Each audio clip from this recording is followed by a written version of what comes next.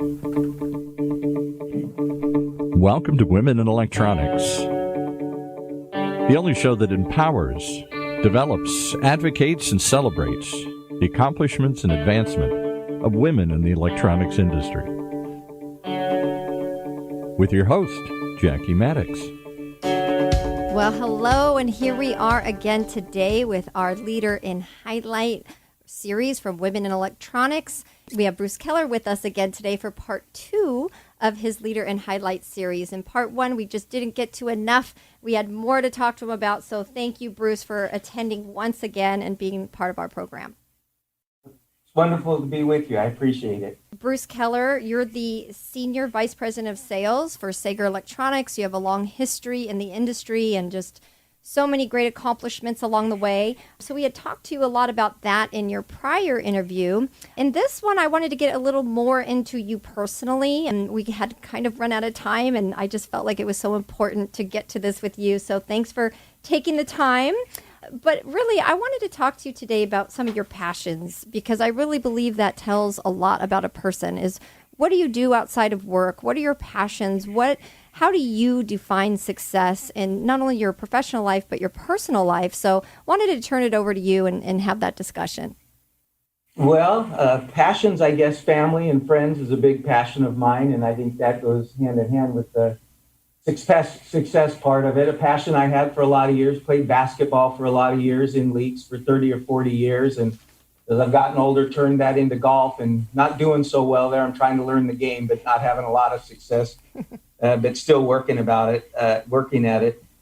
Passions, I'm still pretty passionate about this business, quite honestly. I'm very fortunate. I've been in it for a long time, but truly excited to get up and go to work every single day and still really enjoy this business. And early on, the passion was really the family. I have 2 daughters. My goal that I set for myself was to try and get them raised, get them through college, get them through weddings, and send them off into the world debt-free and educated. And once that was accomplished, that was a very, very good feeling.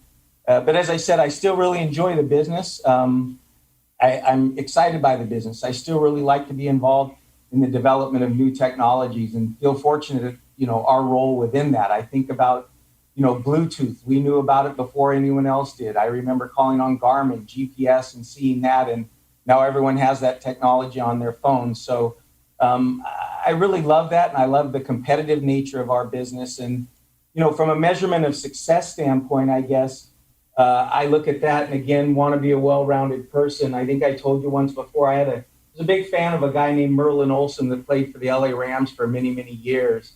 And when he passed away, I was doing quite a bit of reading about him some time ago. And he actually created a mission statement for his life. And that mission statement was, he said, "The focus of my life begins at home with family, loved ones, and friends.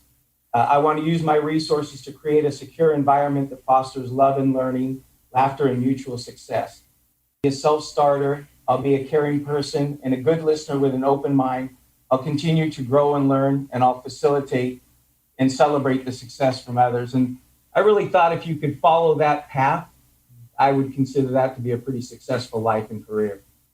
Well, I think so far you're on the right track, Bruce.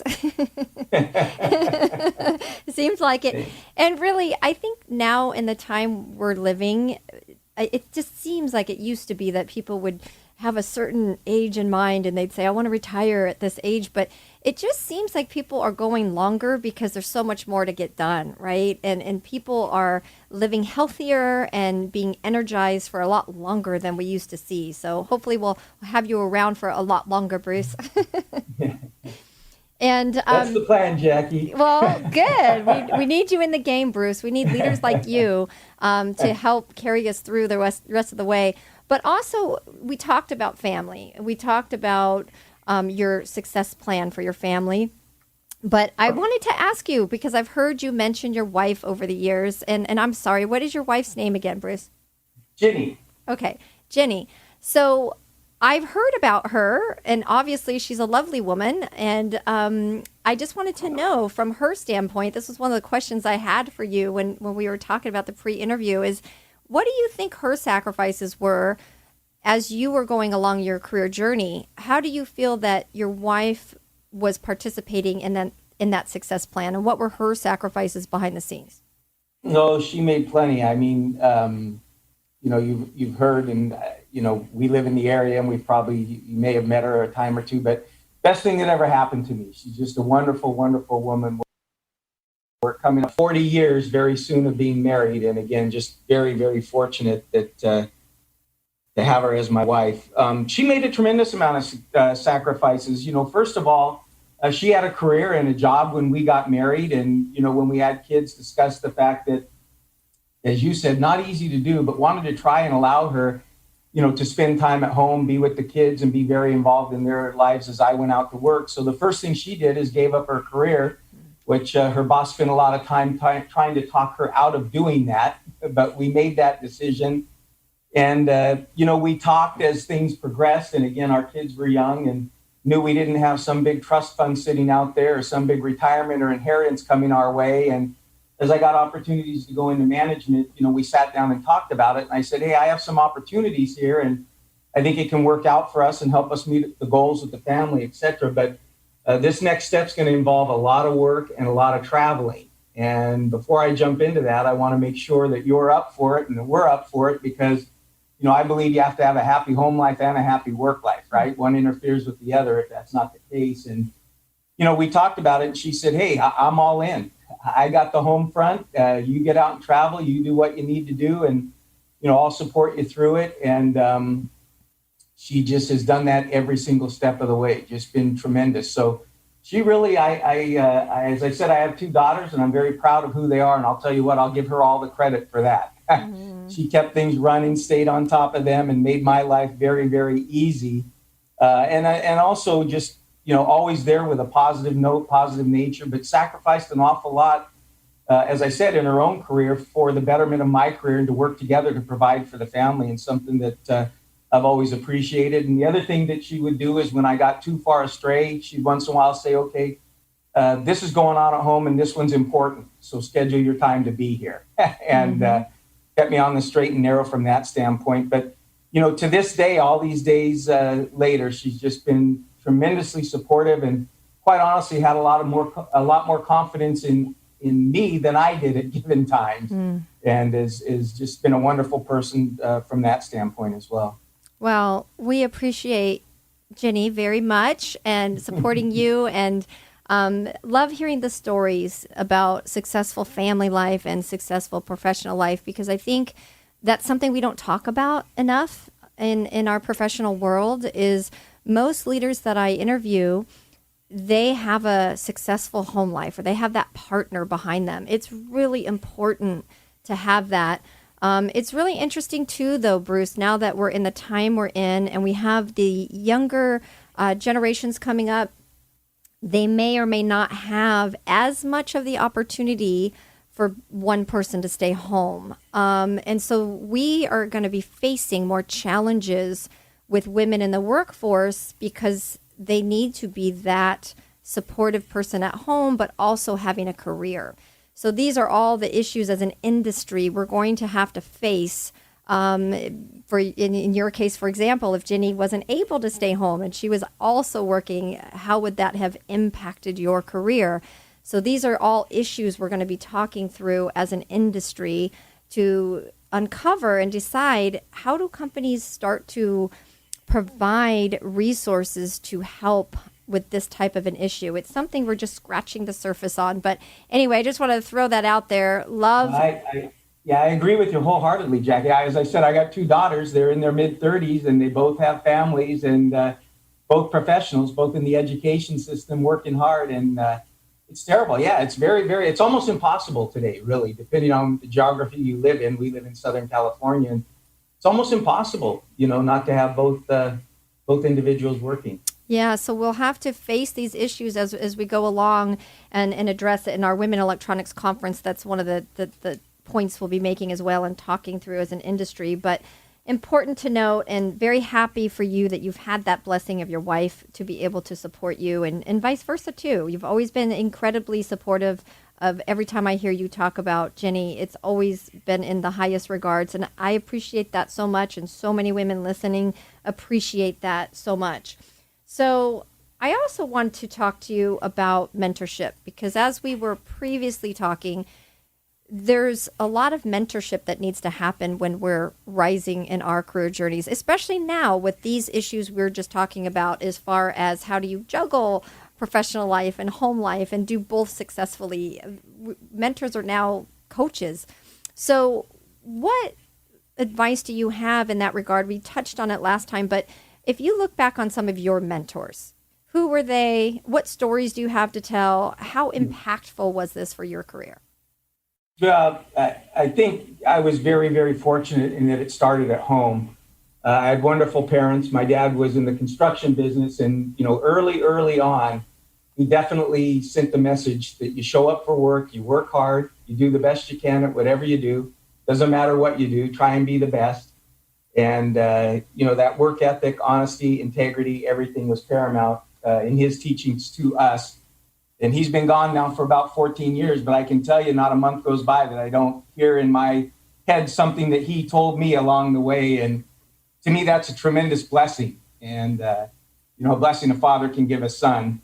On the other side, my mom was more of a compassionate person. I think I got from her maybe empathy, sympathy, the ability to listen, because he was a pretty hard-driven guy, just go get it done. And she was one to say, slow down and listen once in a while. So fortunately for me, I had a great upbringing and it started there. But I would tell you, and I think when we talked earlier, I told you I kind of came up through this business. And I was fortunate enough to work in my first job for a guy that was really a great mentor. People say that, people don't care how much you know until they know how much you care. And this guy was certainly there for me. I was young and energetic and probably way too many questions. And he not only took the time to teach me and to tell me what to do, but why and how we were doing it and the right thing to do. And one particular instance comes to mind. Early in my field sales career, we had a customer and we were shutting their line down. We couldn't get components for them. And I went in to make the sales call, and we weren't sure if we were going to have the components that day or not. I was talking to the buyer and said, we're not going to have your parts today. We'll hopefully have them tomorrow. He talked to the production manager. The production manager walked in and said, hey, can you guys come with me? Walked us out to the production floor. There were about 20 people out there. And he said, I just wanted to introduce you to the guy that's sending you all home without work this afternoon. And about 20 people stopped and looked at me. And he said, I'll be back in a little while, but I'm sending you all home. If you have vacation, you can use it. If not, I'll be back to talk about how we're going to handle this. But it's because of this guy right here, right? Oh, boy. So I left the call. In those days, you went to a payphone, called my boss and said, hey, this just happened. Wasn't really a good feeling. Where are we at on the guy's parts? He said, well, we're not going to have them today. I'm quite sure we'll have them tomorrow. Are you going to be in that area for a little while? I said, I am. He said, okay, hang tight. I'll get back to you. About an hour and a half later, he called me and said, are you still in the area? I said, I am. And he said, meet me at the account. I have an appointment for us at the account with the production manager and your buyer.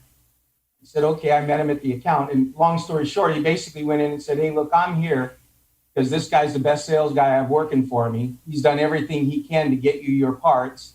I understand what happened today, and I understand that wasn't good, but I'm here to tell you that it's my responsibility, not his, and I'm the guy that let you down, not him. And I just remember at that time thinking, this guy didn't need to get in his car and drive across town to basically clear my name, right? And I remember thinking at that time, if I'm ever a guy that manages people, I want to be the type of guy that supports his people the way he just supported me. So that's a story that's always stayed with me forever, and went on to have a pretty good career and do quite a bit of business with that account. So that's just something that sticks in my mind. I love that story, Bruce. And when you were describing the lying down situation and being faced in front of everyone, my heart sunk because it was a little bit uncomfortable. Yes, I remember those types of situations, but never had to be the one in a room with everybody looking at me. So that just made my heart kind of stop a minute. But also integrity. So I do think that is an important point because your name is important. Your reputation is important. So he was clearing your name. And I think it's really important for everybody to recognize that our integrity is really all we have, our reputation and how we go about our lives and the decisions we make. It's very important. So it's awesome to hear that he was that type of leader. And I know that that's the type of leader you are too. So thank you for that story. And really, we kind of talked about it a little bit earlier with you saying that you're still passionate about the industry, and we were talking about home life and professional life. So the next question I have for you is, what are your next steps, Bruce? Like, what does it look like for you 5 years out? What's your plan? Well, the plan really is to continue to work. As I said, I truly, truly enjoy the job. And, we always want to have that vision on 5 years and what's going to happen 5 years out. But to be honest with you, right now, I'm really focused on what is going to happen in this next year. Yes. These last 9 months, we've been through unprecedented times. We're in the midst of an election and all those things. So what I'm trying to do is really give some immediate focus and understand, what is this business going to look like post-pandemic? I think that's at the forefront of everyone's mind, exploring what are the virtual capabilities? How is business going to be done? What is the new normal going to be? What kind of technical interface will we need to have there, field sales versus inside sales, technical support, virtual calls. So I'm in the midst of really trying to and continuing to understand that to the best of my ability, and then really look and stay abreast of the newest technologies, because one thing I am very confident of is we're still going to be in a very robust industry. It's going to go through its ups and downs, but we're driving technology. We're driving the future. And, what is that going to look like with the Internet of Things, 5G? What's going to be out there driving the industry? And we naturally want to be on the forefront of that. And also understanding, again, going forward, what are going to be the best means to deliver value to our customers and suppliers? So certainly thinking about 5 years out, but those other issues are probably more immediately on my mind to try and figure out over, say, the next, 8 to 12 months. Well, that's interesting. And before we get into my next question, I just wanted to ask you, it's an interesting topic, and it's something we'll address at the conference coming up November 10th for Women in Electronics. But what are some best practices you've seen so far? Because this is such a critical issue with reaching the end user right now. Are you seeing something that's worked successfully that you can see moving into the future? The immediacy of this thing, it hit, and I'll tell you how far off I was. When we asked people to go home mid-March, I thought this will be about 2 weeks and they'll be back to work. And, here we are 7 months later. So in the beginning, what we really focused on is trying to provide value to our customers. Understanding at the time, if you remember, the pandemic was pretty prevalent in Asia, affecting deliveries in Asia, the Philippines, et cetera. So we really, really focused at that time on talking to our customers about product that was coming from those geographies and trying staying in front of things on their behalf to make sure their supply chain wasn't interrupted, right? So really tried to provide that value and bridge that gap between manufacturer and customer. And what we really wanted to do is not just call and say, how are you doing? But call and say, hey, here's some items we think you should be looking at, so it won't be impactful to your business. The other thing we tried to understand is, as a customer, what are you going through? And that's a media we've used an awful lot to participate in. But Bruce, I think all of us are talking through a lot of things, and it's interesting to talk to different leaders and pull some best practices. That's why I really believe that the leaders we have now in place, like yourself, if I look at people like Michael Knight, Don Akery, Mike Morton, all the people on your team that are part of the TTI family of companies, all the Mauser people, and just even the sponsors behind the women electronics companies that represent women electronics, the leaders were made for this time. So we need these people in place right now. Thankfully, we have the right people at the right time with the right experience, because if we didn't, it could be disastrous. So thankfully, we have a lot of you here to help guide through these times. So that's very fortunate. And that's why all these conversations are so important for the people that are rising up that maybe don't have the experience in the industry, to be able to get mentorship from people like you and all these other leaders, because that is so valuable right now. It's probably more critical. This pandemic put us in a situation where we're relying and needing leaders like yourself more now than ever. So thank you for being here to help guide through these times. And really, we're going to be wrapping it up soon, but I feel like I love talking to you, Bruce. I wanted to ask you, so this Women Electronics initiative has been around for maybe just a few years now. And we're seeing more companies get on board, more companies be willing to have these conversations. So why is it that you feel that this would be something that you, Bruce Kellar, are interested in participating in and that you see value for your company? Well, there's really so many facets to that, Jackie. I think what you guys are doing is outstanding. It's great. You're providing a great service to our industry, and I think some of the things that you're doing is you're really providing consistency across the industry. Because if you think about it, many of your members come from companies that are many, many different sizes. And the things you're doing with your seminars, your training, your networking, you're giving people opportunities that many women honestly did not have in the past.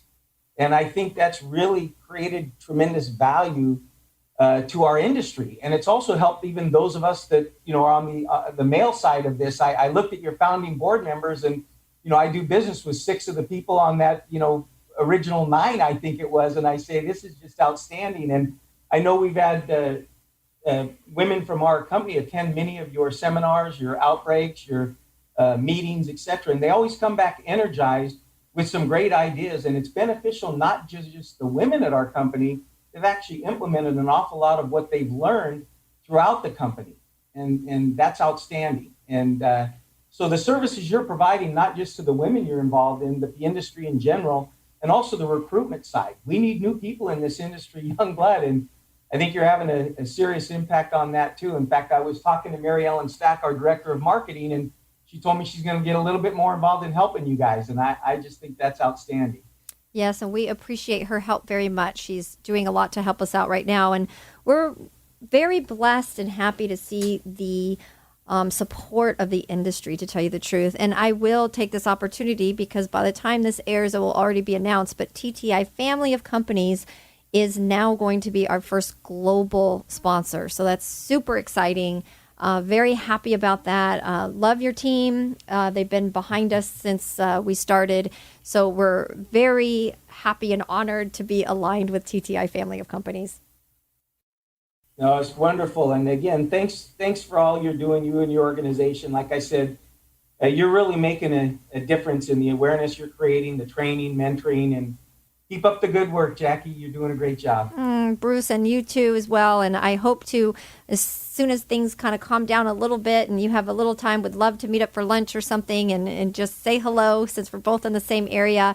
And appreciate your leadership very much, Bruce. Like I said before on the prior interview, you're an indirect mentor for me. I don't call you all the time, but I worked with you in the past. And I always, when I'm faced with a situation, I'll think of people like you and say, what would Bruce do in this situation?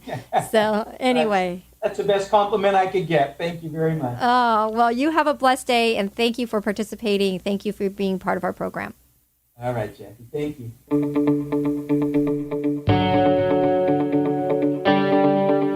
You've been listening to another episode of Women in Electronics, right here in Orange County's only community radio station, octalkradio.net.